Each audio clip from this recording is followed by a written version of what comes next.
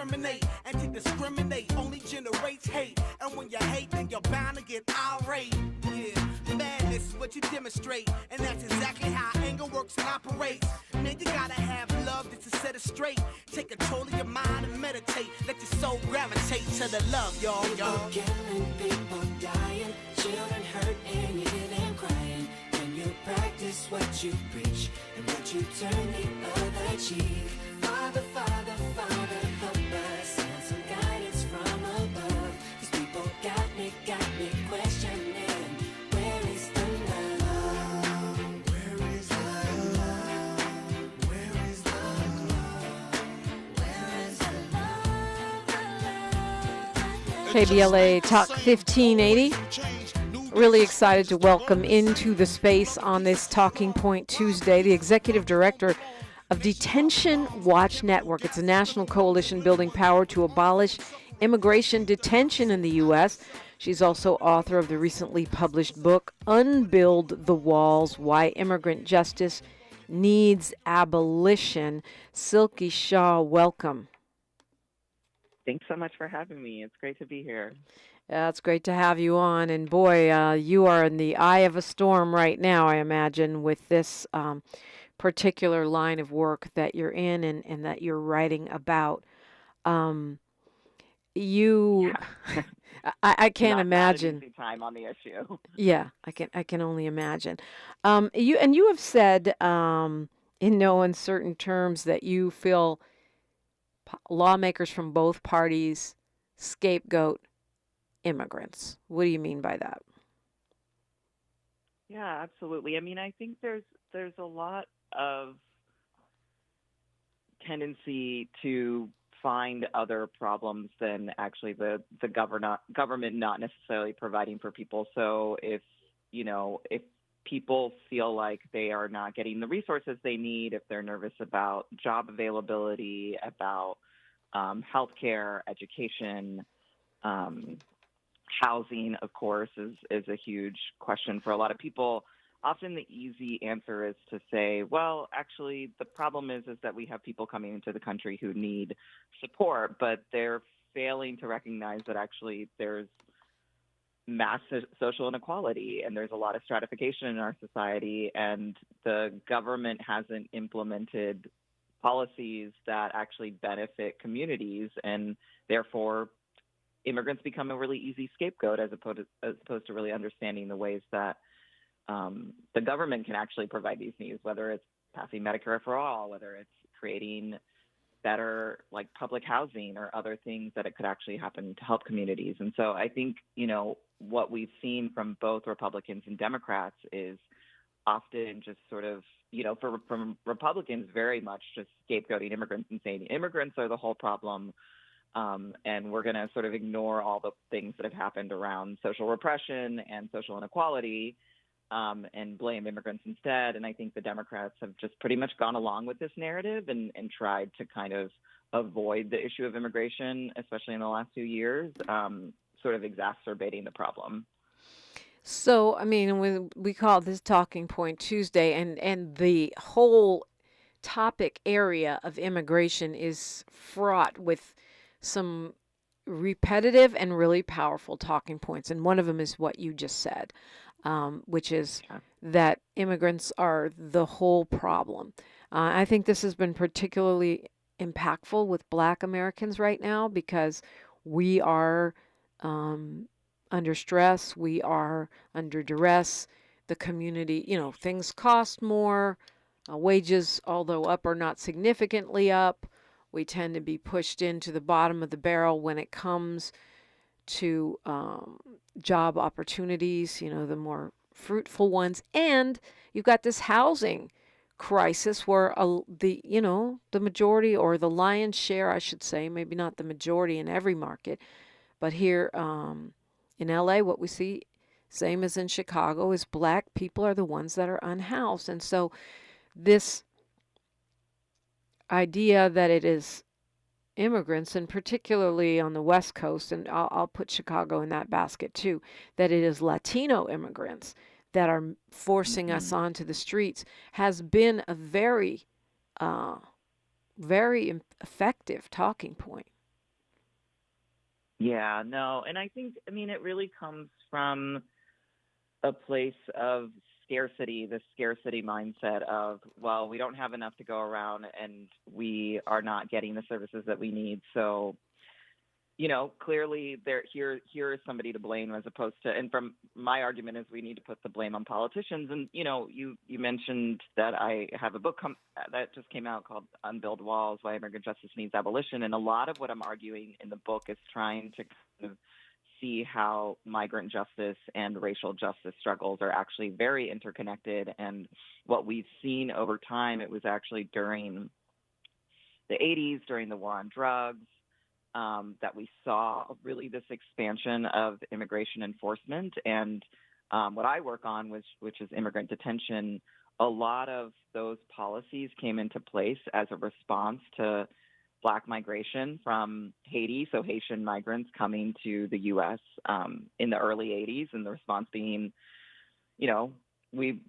these are individuals who are not deserving of asylum and are here for economic reasons, so we need to lock them up and deport them. And then as a response, as people said, hey, this is actually very racist, they said, we're going to apply this to broad categories of people. And so in so many ways, the sort of basis of the detention system is started with this focus on anti-Black racism, and then through the war on drugs, just expanded and expanded over time, and of course after 9/11. But I think a lot of my argument is that if we constantly pit our communities against each other, we'll miss how actually these systems serve to hurt all of us as opposed to benefit us, and really trying to kind of place the sort of blame on the federal government and its failures as opposed to on other communities that are also struggling.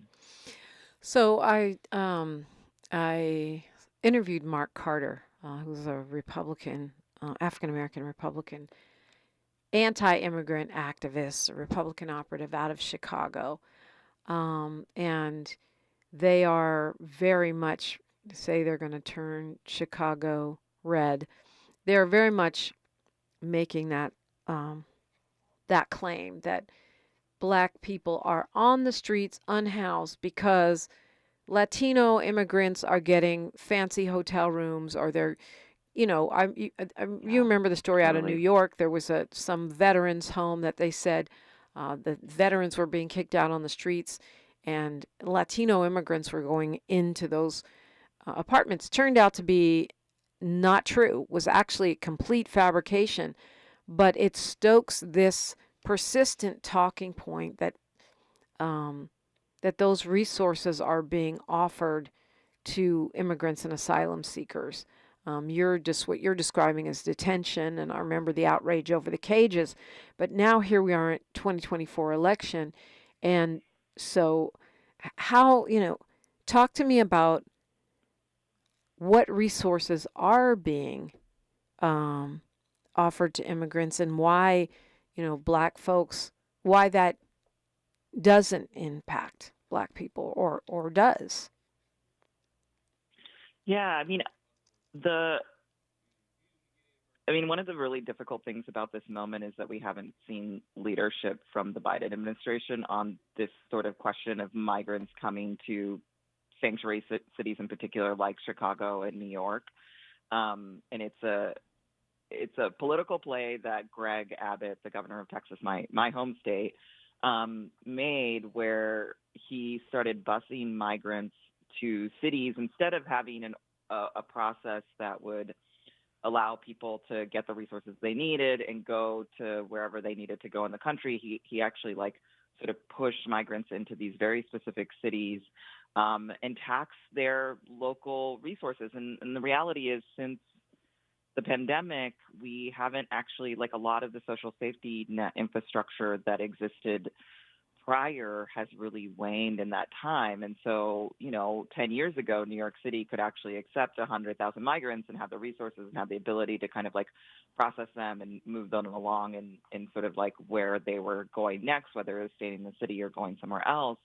But now, because both the social safety infrastructure, whether it's shelters or other resources aren't available to the same degree, and because the federal government and the Biden administration has failed to provide these cities with the resources to help migrants, it's taxing these communities, and it's sort of played into this narrative that immigrants are the problem. And I think it's very frustrating, because I think, you know, it's understandable whenever you're not getting the resources you need and you see that there is a new population coming in. It's, you know, I kind of, for many years, and a lot of this for many years was focused on sort of criminalization and good immigrant versus bad immigrants, and really the criminalization of immigrants. And right now the narrative is very much the old immigrant versus the new immigrant, which is nothing new. I mean, this has happened for a long time. And I think, you know,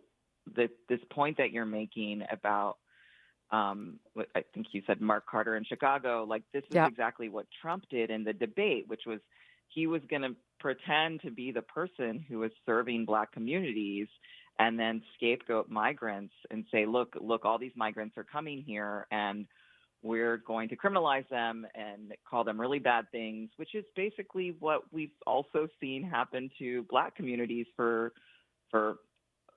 a long time, but especially in the last 40 years when we saw the rise of the prison system, more and more criminalization, more and more Black people being locked up. And so I guess I would, you know, say these are tools that politicians use to divide our communities and scapegoat certain communities. And it's happened to a lot of marginalized communities, whether you're poor or working class, Black or brown or indigenous, and, you know, new immigrants who are varied. And again, when you look at the system, Black migrants tend to be disproportionately targeted for detention and deportation because of how our criminal legal system works. And so I guess I would just encourage folks to kind of see the bigger picture of the system and how it's set up against communities of color and working class and poor communities, as opposed to necessarily blaming those individuals who have been underserved and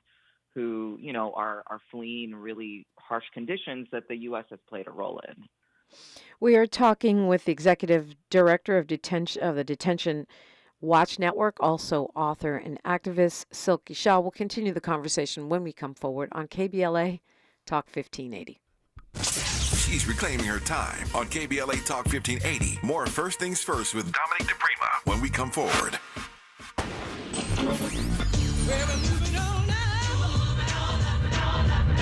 Tavis is like George and Wheezy. He's moving on up. Last year, Tavis was number 45 on the Talkers Magazine list of the 100 most important radio talk show hosts in America. Wait for it. Wait for it. The 2024 list was recently released, and Tavis has jumped to number 33 on the list of the nation's most important talkers, making him the highest-ranked African-American on the coveted roster.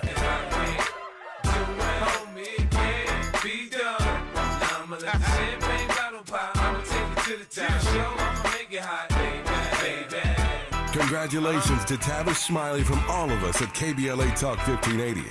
We've got you black.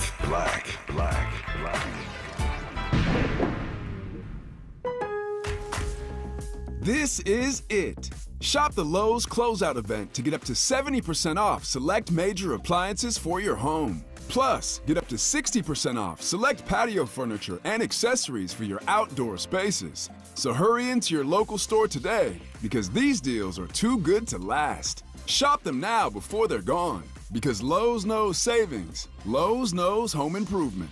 Valid through 8/7 while supplies last. Selection varies by location. Don't settle for bumps, ingrowns, and itch due to dry skin.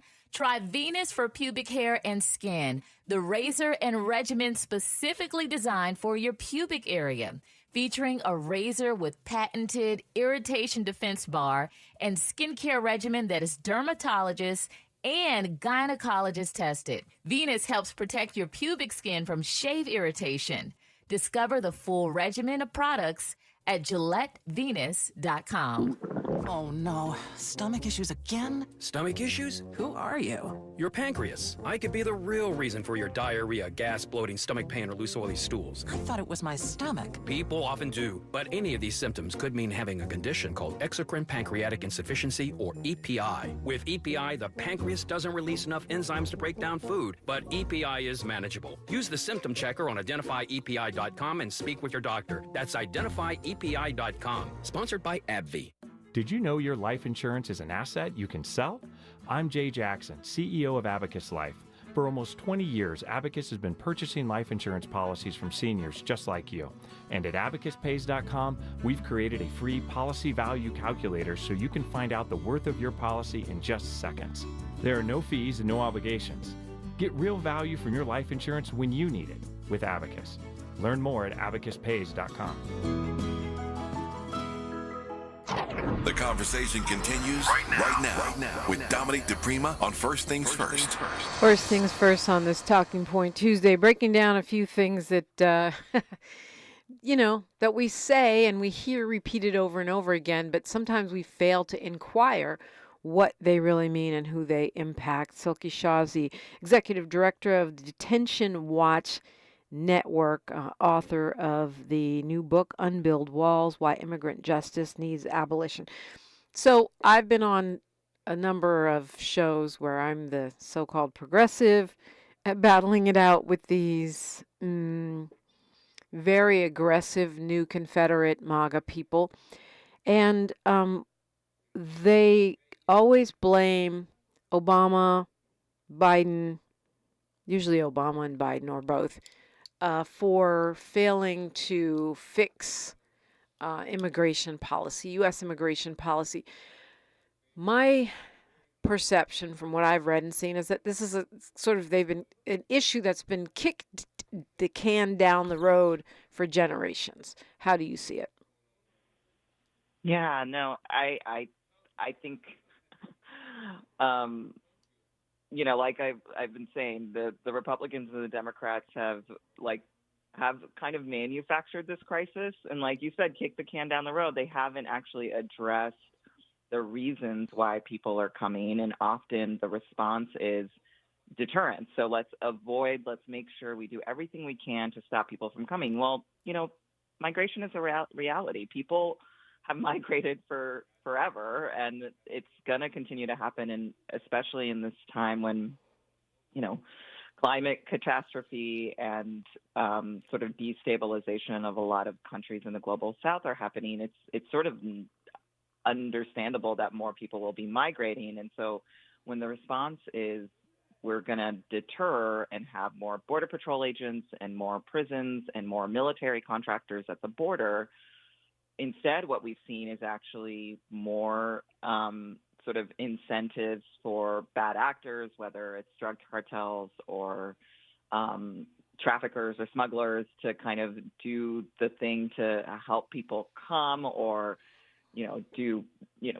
create sort of more violent conditions around the border. And it's a response to the restrictionist policy. So, again, if there was a sort of thoughtful approach, and an approach to say, okay, how do we start changing the system, treating people humanely, and also thinking about sort of the role of the U.S. and other parts of the world, what could this look like in 10 to 15 years? But again, because we're in these very quick cycles, all the response is constantly deter, and every single president, especially since Reagan and Clinton, we've just seen this sort of expansion of harsher and harsher policy that's not only made it harder for people who are seeking to migrate for labor, for opportunity, for refuge, to reunite with family, but also for people in the U.S. who, often feel trapped by our policies and can't sort of travel back and forth and do the things that they need to do for their families, but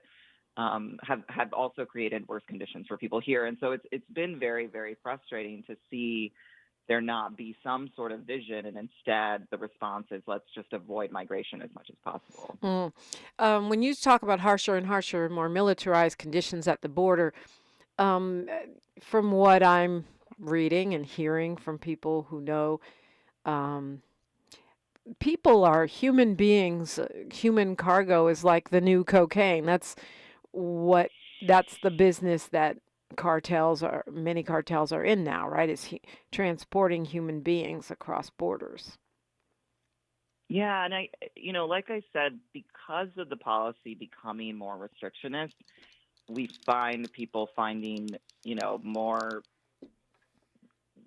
unique ways to cross. People are going to come. People are going to do everything they can to come, and often certain people are going to take advantage of that if they can.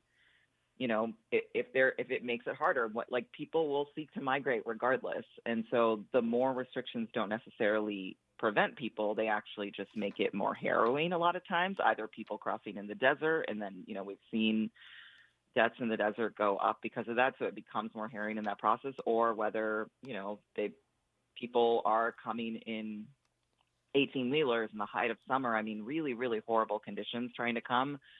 When we've seen large numbers of migrant children or migrant youth, really often teenagers coming, it's largely because there is a policy that says, we're not going to support families like adults, but if a child comes, we're going to have to support and shelter them and do whatever. And so that families end up sending their kids alone often. And it's because, again, of these restrictionist policies. If we had more humane policies or more pathways, I think this could look very different. And instead of sort of building on that or creating more of those systems, the Biden administration has actually got the asylum system, which is not equipped to deal with the number of people who want to come or sort of process this. Again, these things haven't been updated for decades, but also not even creating other ways for people to come, stuff like if somebody's coming for a job or for an opportunity, it's that much harder. And so, or to reunite with family, it's that much harder. And so all these restrictions are making it worse. Yeah, well, where are we now with the detention? It was such a big issue for a while with children being put in cages. And I know these massive detention centers and the human rights violations that are being reported within them. How would you rate where we are now compared to during the Trump administration?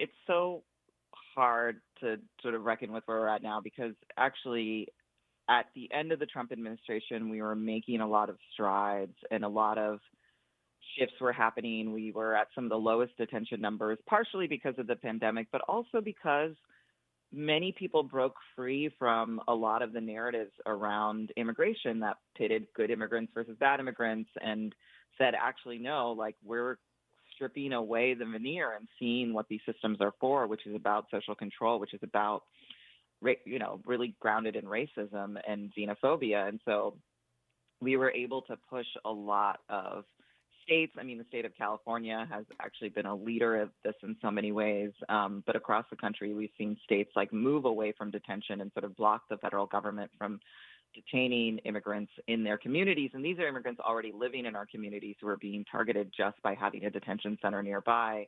And since then, we've seen, many, many detention centers no longer in use. Some 20 or so, and the federal government actually ended contracts at 5 facilities, which was really exciting. We are in sort of the opposite place now. I mean, the height of the system in 2019 was about 55,000 people in detention at any given time. And, over 500,000 people, 500,000 people went through the detention system in 2019. Now we're closer to 40,000, so the numbers actually did go down quite a bit for a while. And we were being successful at keeping it under 30,000, but the Biden administration has sort of done an about face on the issue and recently has really, really moved to the right on the issue. And so what we've seen is them, push for new detention centers in places like Texas, of course, but also Illinois and Utah and expansions in New Jersey and Kansas. And so, that's something to keep in mind. I think a lot of people think of detention as only happening at the border for people who are arriving in the country, but actually what we see is a lot of the people, and right now some 35% of people who are in detention are actually people who are in our communities who are being targeted for detention and deportation. And I think that is sort of growing again under this administration. It was really high under Obama. And I think the real big fear is that if Trump comes into office, we'll just see that also skyrocket in addition to the border apprehensions. A lot of communities completely upended by raids and targeting of small businesses that are immigrant owned or et cetera, and really just disrupting communities. Talking with Silky Shah. We've got news, traffic, and sports right now. Then we will continue. You can weigh in. Just call me. It's KBLA Talk 1580. Say the quiet part out loud. KBLA Talk 1580. I'm Mike Moore. Here's the latest from the Black Information Network. Speaker Mike Johnson and House Democratic leader African-American Hakeem Jeffries are announcing the 7 Republicans and 6 Democrats who will make up the task force to investigate the attempted assassination of Donald Trump. The U.S. is announcing $500 million in military financing for the Philippines. Secretary of State Antony Blinken and African-American Defense Secretary Lloyd Austin were greeted in Manila today by President Ferdinand Marcos Jr. Democrats are rallying behind President Biden's call for a Supreme Court overhaul. Vice President Kamala Harris, now considered the Democratic nominee for president, says she supports Biden's proposal for Supreme Court reform, claiming there's a clear crisis of confidence facing the High Court. And that's the latest. I'm Mike Moore from your 24/7 news source, the Black Information Network, and BINnews.com. Bank of America has powerful digital solutions for local and global businesses, so you can make every move matter. Visit bankofamerica.com/banking for business to learn more. Bank of America N.A. Copyright 2024. Don't miss up to 70% off select major appliances at the Lowe's Closeout event. But hurry, these deals are too good to last because Lowe's knows savings. Lowe's knows home improvement. Valid through 8/7 while supplies last. Selection varies by location. This is the KBLA Sports Minute with Ray Richardson. The U.S. women's basketball team had no trouble at all in their first game in the Summer Olympics in Paris. They beat Japan by 26. 56 straight wins for the U.S. women in Olympic competition, a streak that started in 1992 in Barcelona. Asia Wilson had 24 points and 13 rebounds. Next game for the women's team is Saturday against Belgium. The U.S. men's basketball team is off until Wednesday. They have a second-round matchup against South Sudan. Simone Biles confirmed she will compete today in the women's gymnastic team finals. Biles suffered a mild calf strain on Sunday. Simone is trying to become the first gymnast in the world, male or female, to win 5 gold medals in the same Olympics. The Dodgers and Angels are back on the field tonight after a day off yesterday. The Dodgers are in San Diego. The Angels are at home against Colorado. No debates, no speculation, just the info you need. That's your KBLA Sports Minute. I'm Ray Richardson. More news, opinions, and conversation when we come forward on KBLA Talk 1580. You've got a Pepto predicament, Beach Bum. Hey, we're heading down to the beach. You coming? Yeah, Dad. You coming? I had a little too much to eat at the resort buffet. I need a minute. Oh, you overdid it. And now your beach vacation is giving you belly waves. Undo it with Pepto. When you have nausea, heartburn, indigestion, upset stomach, diarrhea. Pepto Chewables provide fast 5-symptom relief so you can get back to making memories. Let's go, Dad! When you overdo it, undo it with Pepto. Use as directed. Keep out of reach of children. Did you know your life insurance is an asset you can sell? I'm Jay Jackson, CEO of Abacus Life. For almost 20 years, Abacus has been purchasing life insurance policies from seniors just like you. And at abacuspays.com, we've created a free policy value calculator so you can find out the worth of your policy in just seconds. There are no fees and no obligations. Get real value from your life insurance when you need it with Abacus. Learn more at abacuspays.com.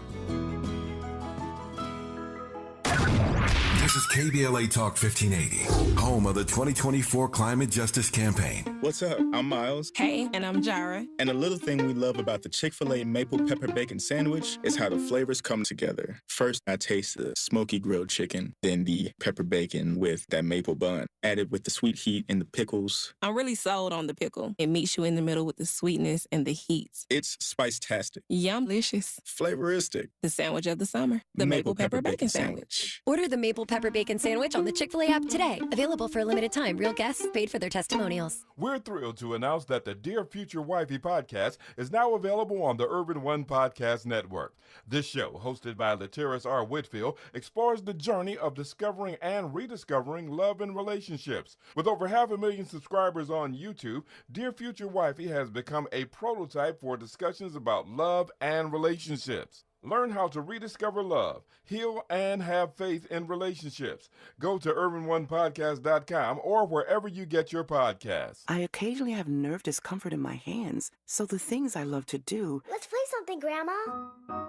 became difficult as I got older. If you have occasional stabbing and burning in your hands and feet, try Nervive Nerve Relief. Nervive's clinically studied dose of alpha-lipoic acid reduces occasional nerve discomfort in as little as 7 days with continued daily use. Say yes to healthy nerves with Nervive Nerve Relief. These statements have not been evaluated by the Food and Drug Administration. This product is not intended to diagnose, treat, cure, or prevent any disease. Ooh, I'm so ready for this weekend away with my girls. Hey, hit the road. How about some free gas? Free gas? How? Try new Febreze car for some serious freshness, and you can win gas for a full year. Visit Febreze.com to learn more. Say less. You may not win, but you're gonna have a fresh smelling whip. Thanks, DJ Fresh. Now how about some music? Hey, yo, this next one goes out to new Febreze car for giving you a chance to win free gas. No purchase necessary. Must be 18 to enter in 73124 for rules and how to enter. Visit Febreze.com. When you turn to the Employment Development Department, we'll help you get there. Whether it's support for you and your family while you find a new job, or the resources to focus on your recovery after illness or injury, we can help you move forward. From support while you bond with your newborn, to helping serve your family while your partner serves our country. Your EDD. We'll help you get there. For more information, visit edd.ca.gov. This is KBLA Talk 1580, where hate loses and love wins. Talking with Silky Shah, Executive Director of the Detention Watch Network, and just looking at immigration and detention of immigrants, and certainly in this election year and this season, as we've got 98 days till the last day to vote, this issue is front and center. And you were speaking on detention levels during Clinton, Obama, and the Biden administration, and we started to go into what we might be looking at in a second Trump administration. The former president has promised mass deportations. Do you see that happening? Speaking of talking points, I mean, I think at one point he said he was going to ship 11 million people out of the country. Not sure logistically or, even like in terms of what that does to the economy, never mind the human rights aspects of it. But how do you see that when you hear the president talking about mass deportations, the former president? I mean, I think we should take it seriously. I don't think, yes, maybe, the logistics of accomplishing that are quite difficult, and a lot of localities and states have done a lot of work to protect immigrant communities, which, if Project 2025 is actualized, they'll try to disrupt as much as possible. But what we saw under the first, this is what tells us what's going to happen, is that we saw under the first Trump administration that many people were targeted, like raids were really extreme. This is what we see a lot with Republicans, is like really harsh raids where communities are completely upended. In Mississippi, for instance, they went into a community that had meatpacking plants or other plants, and they basically, raided the workplaces, arrested some 600 plus people. Many of them ended up in prison for a period of time and were charged with immigration crimes. Many of them were parents, and their children were sort of left on their own, and it really disrupts communities. We've seen this over time with Republicans, where they will just focus on a certain community and do that. But also we saw an expansion of home raids. Also, retaliation for activism was very, very high during that period of time. So, in 2018, when there was, maybe listeners will remember, there was a zero tolerance policy for that separated families at the border, where they would ship parents to jails and prisons and the kids to shelters and detention camps and sort of separate them. They had haphazard information that even to this day, some families haven't been reunited because the information isn't there for how to do that or keeping track of the people who were in the custody of the federal government. And, you know, so I think in so many ways, we should take seriously what they're planning to do, even if it might not be at scale, like everything we need to do, which is protect our communities from deportation. It's going to affect all immigrant communities. It's not unique to any one. And, you know, again, and everybody, a lot of these communities are mixed status families and children who could end up in the foster care system. It's quite disruptive. And so I think, our expectation is the Trump administration and through this Project 2025 sort of mandate has learned some lessons and is going to take it that much further if they were to come into office. Okay, so many things right there. Mixed status families means some have papers, some don't, and they're all part of the same group. And when you mentioned Project 2025, among the more nefarious things that I know the Trump administration and Trump himself have talked about is this idea of ending birthright citizenship. Do you see that on the horizon? I mean, it would require like a constitutional convention to get there. The conditions are quite bad right now. And I think the question is if there can be some line held and ideally, I think one of the challenges in that first Trump year was like, there's a Republican trifecta. Like, I think there are questions of how that would meaningfully happen. But I do think even if that weren't like fully going to happen, in so many ways, I think a lot of people who,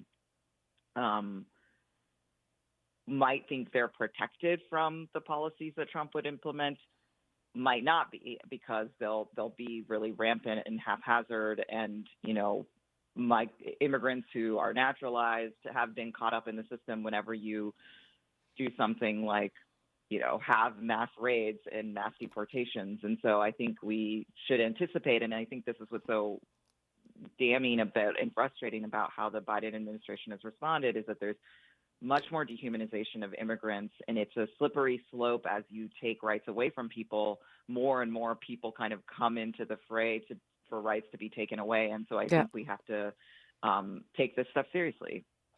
Okay, so I mean, and for those who aren't tracking it, that would mean just because you were born here doesn't mean you have citizenship. And for me as a Black American, to me, we're the first ones that would be on the list for you're not a citizen just because you were born here. But that's part of the contradiction of the Republican policy, really, because on the one hand, they're the ones that rely on immigrant labor, these meat packing plants and these jobs that are highly dangerous and low wage, and really not fun. That they're relying on immigrant labor for those jobs. Even you look at the Trump golf courses. We discovered that immigrants were cleaning those places after hours and being paid sub-minimum wage.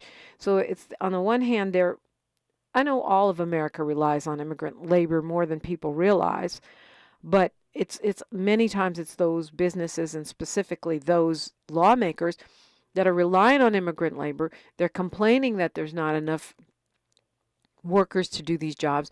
But on the other hand, they're talking about mass deportations. And it seems very contradictory. I'm not quite sure what to do with that.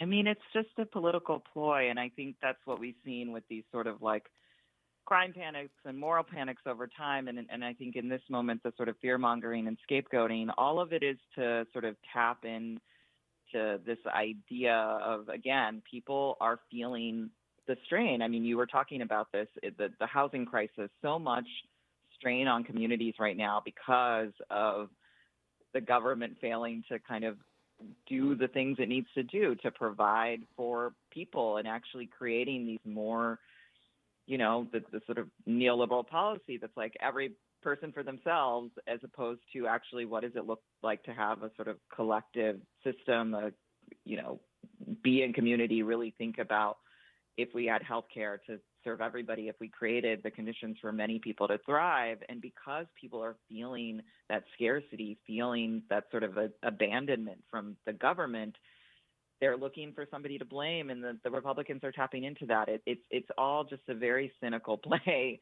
to get more votes and to give them more power and to extend their social control. And again, I can talk all day about how frustrating the Republicans are and sort of the moral panic they're stoking, but it's so incredibly frustrating that the Democrats have just accepted this narrative and are avoiding the issue and not showing any real vision to say, actually, what if we stopped manufacturing this crisis at the border and treated people humanely and not, like a lot of their policies sort of further serve to dehumanize migrants. And, right now, a lot of the tension is on South Americans, on Venezuelans, but all those people change over time. And like I said, a lot of the system that we have today was built on sort of trying to stop Haitian migrants from coming. But and there is racism in the system. We see it as Black people. We see the treatment of Africans,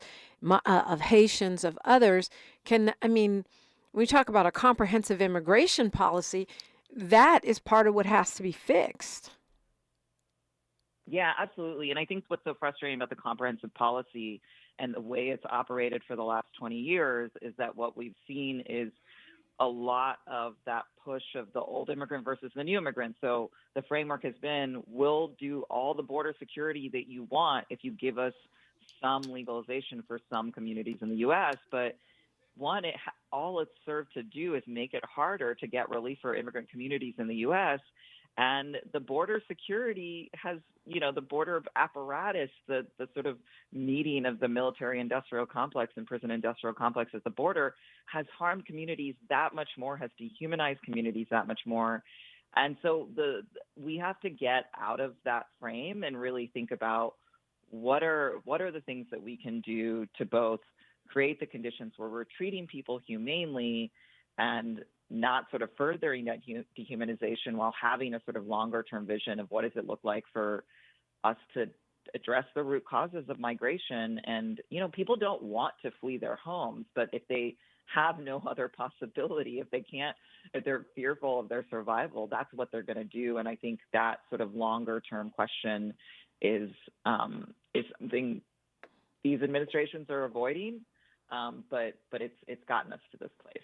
Talking with Silky Shah, is there a crisis at the border? We'll address that when we come forward on KBLA Talk 1580.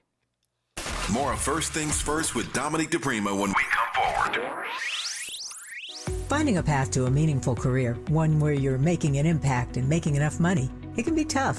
There's one path, though, that many young adults are landing on that leads them to careers where they can work outdoors, protect our environment, take on climate change, and get paid while they train. It's the California Conservation Corps. You just have to be 18 through 25 years old to enroll, or a U.S. military veteran through age 29, and you have to be a California resident. That's it. There's no education requirement, no employment history needed. Some Corps members need to finish up high school. Others are college grads. But during their 1 year of service, all CCC Corps members can earn the work experience and certifications needed to become a wildland firefighter, forestry technician, install solar, or build trails in our state parks. Learn how you can enroll at ccc.ca.gov.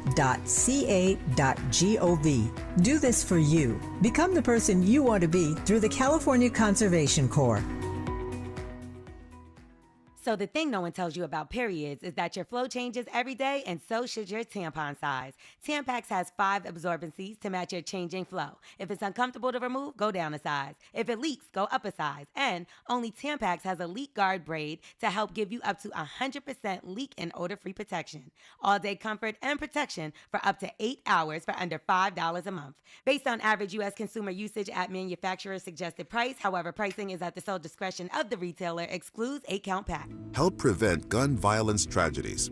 Gun violence restraining orders can help to prevent individuals at risk of harming themselves or others by removing their guns for 21 days up to 5 years.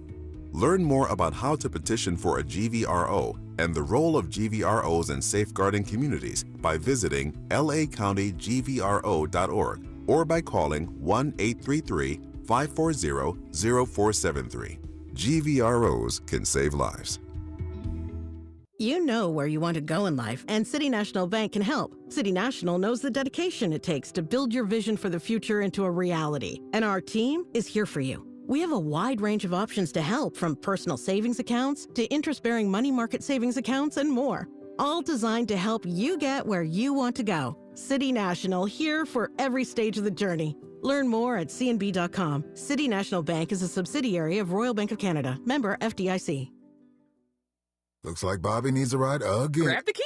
Let's take our auntie to the swap meet. Grab the keys. Whether you're giving rides or hauling gear, do it all in a Chevy SUV. Head to your local Chevy dealer, where well-qualified buyers get 1.9% APR on all 2024 Silverado 1500, Blazer EV, Equinox, Trailblazer, and Colorado models. Chevrolet, together, let's drive. 1.9% APR for 36 months. Monthly payment is $28.60 for every $1,000 you finance. Example down payment 17.0%. Must finance with GM Financial. Some customers may not qualify. Not available with lease and some other offers. Take new retail delivery by 7/31/24. We've got a lot to talk about. Race, culture wars, political turf battles, criminal justice, and injustice. The courts. These are the conversations you won't hear elsewhere. My guests are leading journalists, celebrities, and sports figures, elected leaders, and influencers. They aren't afraid to get into it and say the quiet part out loud.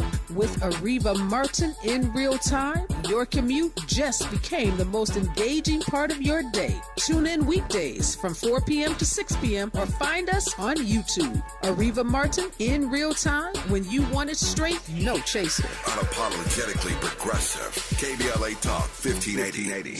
We've got your black. KBLA Talk 1580. We've got a lot to talk about. KBLA Talk 1580, connecting you with services and solutions. Stay Housed LA has the resources you need to know your rights and the legal support to back them up. The COVID-19 pandemic has cost people their jobs and livelihoods. This has left an estimated 1/3 of households not being able to make rent and facing losing their homes. This is a fear no one in our community should have to face. You have rights, though, and Stay Housed LA is here to help.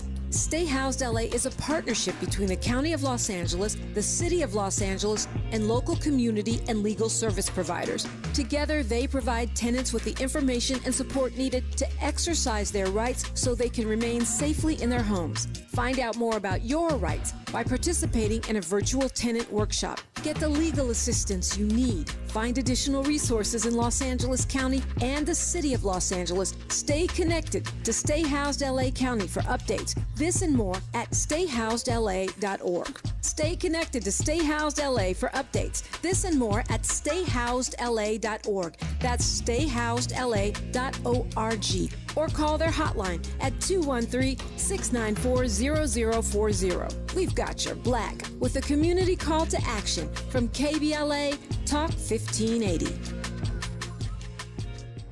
The possibility of lung cancer can be pretty scary, especially if you're one of approximately 8 million current or former smokers at high risk. That's why SaveByTheScan.org wants you to know that now there's a breakthrough low-dose CT scan that can detect lung cancer early, and it only takes 60 seconds. You stop smoking, now start screening. For an easy quiz to see if you're eligible, visit SaveByTheScan.org. It could save your life. SaveByTheScan.org is brought to you by the American Lung Association's Lung Force Initiative and the Ad Council. Looks like Bobby needs a ride again. Grab the keys. Let's take our auntie to the swap meet. Grab the keys. Whether you're giving rides or hauling gear, do it all in a Chevy SUV. Head to your local Chevy dealer, where well-qualified buyers get 1.9% APR on all 2024 Silverado 1500, Blazer EV, Equinox, Trailblazer, and Colorado models. Chevrolet, together, let's drive. 1.9% APR for 36 months. Monthly payment is $28.60 for every $1,000 you finance. Example down payment 17.0%. Must finance with GM Financial. Some customers may not qualify. Not available with lease and some other offers. Take new retail delivery by 7/31/24. You know where you want to go in life, and City National Bank can help. City National knows the dedication it takes to build your vision for the future into a reality, and our team is here for you. We have a wide range of options to help, from personal savings accounts to interest-bearing money market savings accounts and more, all designed to help you get where you want to go. City National, here for every stage of the journey. Learn more at cnb.com. City National Bank is a subsidiary of Royal Bank of Canada. Member FDIC. Find a righteous rage and don't be afraid to say what you see. We're KBLA Talk 1580. Talking with Silky Shah, Executive Director of Detention Watch Network. She is also an author and a journalist.